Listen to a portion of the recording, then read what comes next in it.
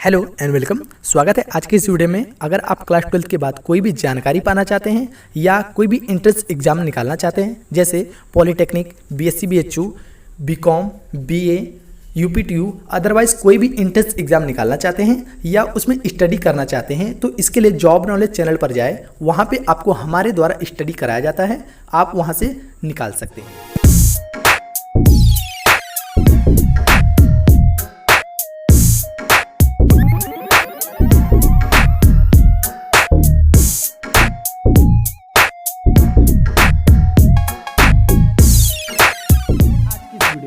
आज के इस वीडियो में हम आपको बताएंगे आव्यूह मैट्रिक्स महत्वपूर्ण प्रश्नों के हल आज हम बताने वाले हैं। जो दीर्घ उत्तरी केवल 8 अंक के लिए ये माना जाता है दीर्घ उत्तरी।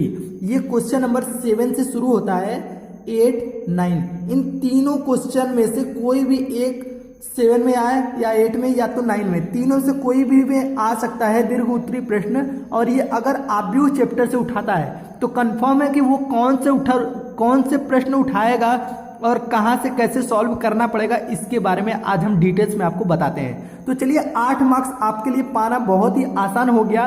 बस वीडियो को अंत तक देखेंगे तो समझ में आ जाएगा कि 8 मार्क्स तो कंफर्म पाना ही पाना है, चाहे और मिले या ना मिले। तो और के लिए तो हम बाद में बात करेंगे, लेकिन इस 8 मार्क्स के लिए अभी हम आपको बताते हैं कि कैसे पाना है। देखिए, अगर हम बात करें आव्यूह में, तो आव्यूह में वो कौन से क्वेश्चन ज्यादातर पूछते हैं जो 8 मार्क्स के दीर्घ उत्तरी होते हैं। तो हम आपको एक चीज डाउट एकदम क्लियर कर दें पहले यहाँ पे कि क्वेश्चन नंबर 7 में 2 क्वेश्चन पूछते हैं, उसमें अथवा होता है। तो हो सकता है इस 7 में अथवा वाले में या तो आव्यूह का क्वेश्चन आ जाए, या तो 8 वाले में 2 क्वेश्चन पूछेगा तो अथवा में आ जाए, या तो 9 में भी 2 क्वेश्चन पूछते हैं अथवा में आ जाए। इन 6 क्वेश्चनों को मिलाकर हो सकता है आव्यूह का कोई एक ऐसा क्वेश्चन आ जाए जो 8 मार्क्स का पूछा जाता है। तो वो कौन से क्वेश्चन आते हैं, चलिए हम आपको बता देते हैं। देखिए, आव्यूह में ज्यादातर जो पूछता है वो पूछता है ए इनवर्स ज्ञात कीजिए या तो एक्स वाई जेड का मान ज्ञात कीजिए। यदि इन दोनों को आप समझ लेते हैं तो उम्मीद है कि 8 मार्क्स पूरे पा जाएंगे। इन दोनों को आप ज्ञात कैसे करते हैं, किस नियम से हम लिखें कि पूरा मार्क्स मिले, तो चलिए हम आपको बता देते हैं। सबसे पहले हम एक यहाँ पे छोटी सी कड़ी बता देते हैं। देखिए, यहां से कोई किसी का घर है, क्या है, ये घर है और उसे स्कूल जाना है। ध्यान से समझिएगा, ये कड़ी अगर आप समझ लेते हैं तो आप अच्छी तरह जान जाएंगे कि मैं इन दोनों का मतलब क्या कहने वाला हूं। देखिए, कोई घर है, उस घर से वो स्कूल जा रहा है, जाते जाते जाते यहाँ पे रुक गया और उसके बाद स्कूल बस इतना ही दूर रह जाता है। तो अब एक चीज समझिएगा, यहां से यहां तक पहुंचा तो ये जो पहुंचा है ये ए इनवर्स होता है। मतलब अगर आप किसी भी सवाल को सॉल्व करेंगे तो वो ए इनवर्स पहले तो मिलेगा, पहले ए इनवर्स सॉल्व करना पड़ेगा, फिर उसके बाद यदि स्कूल पहुंचता है तो उसका मतलब एक्स वाई जेड को भी सॉल्व करना पड़ेगा। तो हो सकता है यहीं तक पूछे 8 मार्क्स के लिए, या तो एक्स वाई जेड यहां तक पूछे 8 मार्क्स के लिए। तो इन दोनों प्रोसेस को हम आपको बताते हैं कि किस प्रकार से लगा दे कि यहां तक करे तो भी 8 मार्क्स मिले, यहां तक पूछ ले तो भी 8 मार्क्स मिल जाए। तो चलिए, वो कौन से इंपॉर्टेंट क्वेश्चन है, हम केवल इंपॉर्टेंट क्वेश्चन की बात करेंगे जो हर साल पूछता है, हम केवल उसी की बात करेंगे। तो आप देख सकते हैं कि ये जो क्वेश्चन है, x plus y plus z equal to 6, x minus y plus z equal to 2, 2x plus y minus z equal to 1। इस तरह से ये 3 समीकरण अलग अलग है। इसमें पूछ रहा है एक्स वाई जेड का मान ज्ञात कीजिए। तो इसको ज्ञात करने से पहले हम आपको एक चीज बता दें कि अगर ये ज्ञात करना पड़ेगा तो हमें ए इनवर्स से गुजरना पड़ेगा, क्योंकि ए इनवर्स बिना ज्ञात किए आप इसका मान ज्ञात नहीं कर सकते हैं। तो इसलिए ए इनवर्स को भी हम आपको समझाते चलेंगे कि कैसे ज्ञात करते हैं, और इसके साथ साथ एक्स वाई जेड का भी मान कैसे ज्ञात करेंगे। तो केवल एक क्वेश्चन में हम आपको दोनों डाउट क्लियर करने वाले हैं। तो चलिए स्टेप बाय स्टेप आप समझिए इसको करना कैसे है। सबसे पहले जो समीकरण हमें दिया है उसको हमें पहले हल करना है। हल करने के बाद उस समीकरण तीनों को लिख लेना है। X plus y plus z बराबर 6, x minus y plus z बराबर 2, 2x plus y minus Z बराबर 1। यही 6 to 1 ये सबसे ज्यादा क्वेश्चन पूछा जाता है। मैंने इसी को इसीलिए उठाया क्योंकि ये सबसे ज्यादा क्वेश्चन अभी तक पूछा गया है। अब इसको करना क्या है, इसको करने के लिए एक सिंपल सा तरीका आपको करना है, आव्यूह समीकरण बनाना है। आव्यूह समीकरण जो होता है उससे हमें तुलना करना पड़ेगा। आव्यूह का जो समीकरण होता है या तो कहेंगे आव्यूह रूप, आव्यूह रूप कह लीजिए, या तो आव्यूह समीकरण जो होता है वो होता है ax इजिकल टू बी। ये होता है आव्यूह रूप या आव्यूह समीकरण। इसी के रूप में इसको हमें चेंज करना पड़ेगा।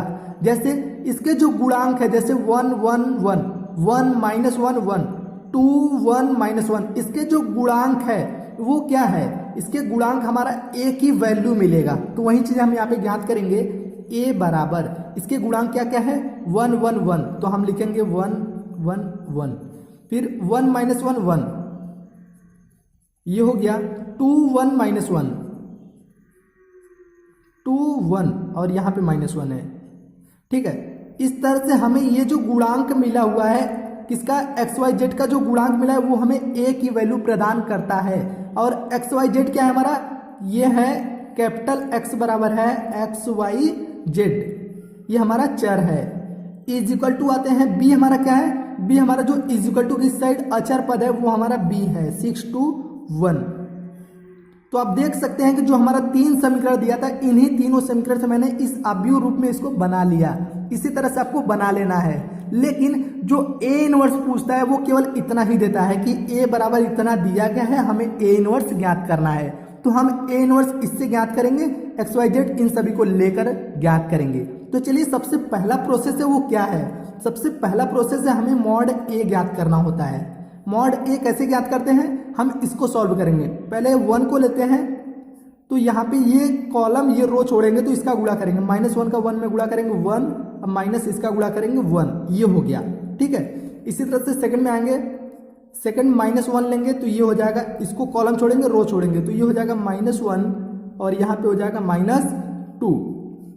अब थर्ड को लेते हैं +1, तो ये कॉलम रो छोड़ेंगे तो ये हो जाएगा 1 और ये +2, इस तरह से ये मिल गया। अब इसको थोड़ा सा सॉल्व करना पड़ेगा, तो ये हो गया 0, ये हो जाएगा 0, यहाँ पे -3 में से -1 का गुणा करेंगे ये हो जाएगा +3, और यहाँ पे 2 1 3 3 1 कम 3, तो मतलब ये चीजें हमें टोटल मिल गया 6, ये नॉट इज इक्वल टू 0 के बराबर नहीं है। मतलब मॉड a की जो वैल्यू आया है वो 6 आ चुका है, इसको हमें ध्यान में रखना है क्योंकि इसका यूज आगे होगा। चलिए अब क्या करना है ये समझिए। अब हमें करना है जो a की वैल्यू दिया गया है इसके निकालना है a का सहखंडज, सहखंडज। कभी कभी 2 नंबर, कभी कभी आपको 5 मार्क्स लघुत्तरी में भी पूछ सकता है क्वेश्चन कि a का सहखंडज ज्ञात कीजिए, यहां से पूछ सकता है। a का वैल्यू दिया रहेगा, a का सहखंडज पूछेगा तो कैसे ज्ञात करना है इसको भी आप समझते चले, ताकि लघुत्तरी भी आपको इसमें कंप्लीट करते चलेंगे। a का सहखंडज ज्ञात करने के लिए सबसे पहले हम लेंगे पहले को a11, ये a11 है, ये a12 है, a13 है, इस तरह से हम करते चलेंगे। a11 को लेंगे तो पहले कॉलम रो को छोड़ देंगे, बचेगा ये -1 1 1 -1, इस तरह से हमारा ये सारणिक बनेगा। और इसको सॉल्व करेंगे तो ये गुणा करेंगे तिर्यक, तो ये मिल जाएगा 1 - 1 = 0। इसी तरह से a12 को लेंगे, a12 मतलब इसको छोड़ेंगे कॉलम रो को तो बचेगा ये, तो क्या मिल जाएगा 1 -1 फिर 2 -1, ये हमारा सारणिक बनेगा। और इसको तिर्यक गुणा करेंगे, लेकिन यहाँ पे जब सेकंड को लेते हैं a12 तो ये माइनस में आता है, जब इसको गुणा करेंगे तो -1 - 2 = ये आ जाएगा +3 में। समझ में आ रहा होगा आपको। अगला आता है a13, a13 के लिए सारणिक जो बनेगा 1 - 1 और 2 1, ये सारणिक बन जाएगा। अब इसका तिर्यक गुणा करेंगे आपस में तो 1 + 2 = 3। इस तरह से आपको प्रोसेस बाय करना है ताकि पूरे मार्क्स मिल सके। इसके बाद a13 तो हो गया, अब आते हैं a21। a21 के लिए हम माइनस यूज करेंगे, कैसे देखिए एक बार प्लस माइनस, इसका ध्यान हमेशा रखना है क्योंकि इसी में सब लोग गड़बड़ा जाते हैं और नंबर कटने शुरू हो जाते हैं। a21 में करेंगे तो 1 1 1 -1 सारणिक मिलेगा, और इसको तिर्यक गुणा करेंगे तो -1 -1 = ये टोटल गुणा हो जाएगा -2, ये हो जाएगा केवल 2। अगला a22 में आते हैं तो 1 1 2 -1, इसको तिर्यक गुणा करेंगे -1 - 2 = -3। इसी तरह से गुणा करेंगे a23 को। अब a23 देख लीजिए, माइनस रहेगा यहाँ पे सारणिक, और हमें यहाँ पे मिल जाएगा 1 1 और 2 1। आपको ये पता होगा ये कहाँ से आ रहा है, ये जो सारणिक आ रहा है ये कहाँ से आ रहा है। चलिए एक बार केवल बता देते हैं, बाकी आप बार बार समझ लीजिएगा। A23 है तो A23 का मतलब समझिए, यहाँ पे A23 यहाँ पे है तो इस कॉलम रो को छोड़ेंगे 1 -1 2 1 बचेगा। तो वही चीज़ें मैंने लिखा है 1, इस तरह से मैंने लिख दिया है, ठीक है। A23 अब इसको सॉल्व करेंगे, त्रिय गुणा तो हो जाएगा -1 - 2 = ये हो जाएगा 1। क्लियर है। अब इसके बाद अगला है A31 को सॉल्व करेंगे तो ये मिल जाएगा, थोड़ा सा पेन को चेंज कर लेते हैं, सही नहीं चल रहा है। A31 को सॉल्व करेंगे 1 1 -1 1 मिल जाएगा और इसको त्रिय गुणा करेंगे 1 + 1 = ये हो जाएगा 2। इसी तरह से हमें सॉल्व करना है A32 और इसी तरह से A33। इन दोनों को भी जल्दी जल्दी से हम सॉल्व कर लेते हैं क्योंकि आपका टाइम लॉस ना हो। तो आप देख सकते हैं इन दोनों को भी मैंने जल्दी जल्दी से रख के सॉल्व कर दिया है। अब ये करने के बाद आपको करना क्या है, ध्यान दीजिए देना है कि ये जो आया हुआ है आपका लास्ट में 0 3 3 2 ये सब जो आया हुआ है इसको हमें एक रूप बना लेना है आव्यूह का। तो इस आव्यूह एक रूप में हम बना के लिख लेते हैं। तो यहाँ पे मैंने क्या किया, कोई C बराबर अलग से ले लिया और जो आया था सभी को मैंने बारी बारी से लिख लिया। तो ये आ गया C की वैल्यू। अब हमें एडजॉइन A ज्ञात करना पड़ेगा। तो लिखेंगे एडजॉइन A बराबर C', मतलब C' अगर कर देंगे तो हमें एडजॉइन A मिल जाएगा। C' के लिए हम इस रो को कॉलम में चेंज करना पड़ेगा। तो हमारा हो जाएगा 0 3 3, मतलब ये जो रो है इसको कॉलम में मैं चेंज कर दिया। इसी तरह से सभी को कर लेना है। तो ये हो जाएगा इस तरह से 1 - 2। ये मैंने क्या किया, एडजॉइन A कर लिया। एडजॉइन A जो कि हमें A इनवर्स ज्ञात करने में फॉर्मूला में मदद करता है। अब हम आपको बताएंगे कि A इनवर्स कैसे ज्ञात करते हैं। तो A इनवर्स का जो फॉर्मूला होता है वो होता है adjoin A upon mod A। तो आप देख सकते हैं एडजॉइन A की वैल्यू मैंने ये ज्ञात कर लिया है ना। तो ये ज्ञात कर लिया, इसको रखेंगे 0 2 2 3 - 3 0 3 1 - 2। ये है एडजॉइन A की वैल्यू। मॉड A की वैल्यू मैंने 6 निकाला था तो ये 1/6 दिख रहा है। तो ये हो जाएगा 1/6। इस तरह से मैंने A इनवर्स की वैल्यू ज्ञात कर लिया, जो कि यहाँ तक भी अगर क्वेश्चन पूछता है तो बस आपको इतना करके छोड़ देना है। आपको यहाँ पे 8 मार्क्स से दे दिए जाएंगे। लेकिन अगर XYZ वाला क्वेश्चन पूछेगा तो इसके आगे भी करना पड़ेगा। इसके आगे कैसे करेंगे, 6 से सभी से भाग देंगे। जब सभी में भाग देंगे तो पहले में भाग देंगे वो आ जाएगा 0 और दूसरे में भाग देंगे तो 1/3, तीसरे में भी 1/3, फिर 1/2, फिर -1/2, फिर 0, फिर उसके बाद इसमें भाग देंगे 3 में तो 1/2, फिर 1/6, फिर -1/3। इस तरह से मैंने क्या किया, सभी में 1/6 से भाग दे दिया।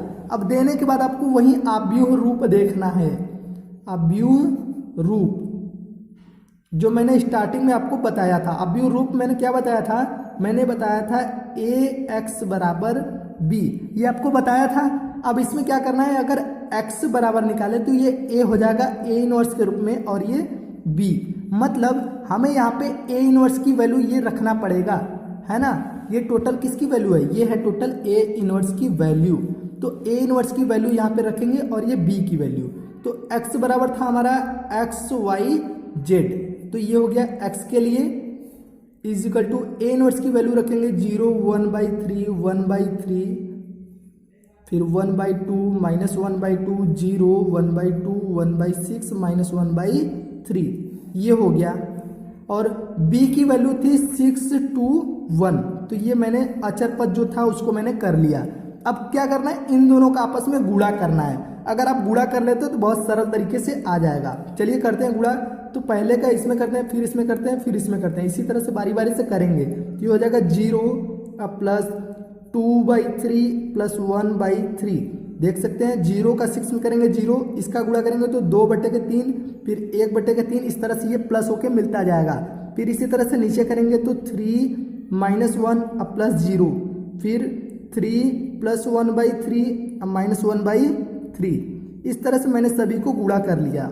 फिर इन तीनों को जोड़ेंगे, अगर जोड़ते हैं तो क्या मिलता है, 2/3 प्लस 1/3 बराबर मिल जाएगा 1। इसको जोड़ेंगे तो 3 में से घट जाएगा 2। इसको करेंगे सॉल्व तो ये मिल जाएगा कैंसिल, ये मिल जाएगा केवल 3। ठीक है, आप देख सकते हैं। और ये टोटल किसके बराबर है, एक्स वाई जेड के बराबर है। तो x बराबर 1, y बराबर 2, z बराबर 3। इस तरह से आप देख सकते हैं कि एक्स वाई जेड की भी वैल्यू हमें प्राप्त हो चुका है।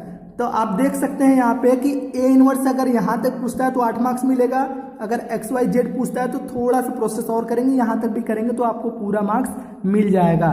उम्मीद करते हैं आपको ये दीर्घ उत्तरी अच्छे से समझ में आ चुका होगा, जो अभी तक आप कंफ्यूजन में होंगे। तो मिलते हैं अगले वीडियो में। जो इसके अगले वीडियो बनाए जाएंगे वो है सारणी के बहुविकल्पी व अतिलघुत्तरी इंपॉर्टेंट क्वेश्चन विद सॉल्यूशन के लिए। तब तक के लिए जय हिंद, जय भारत।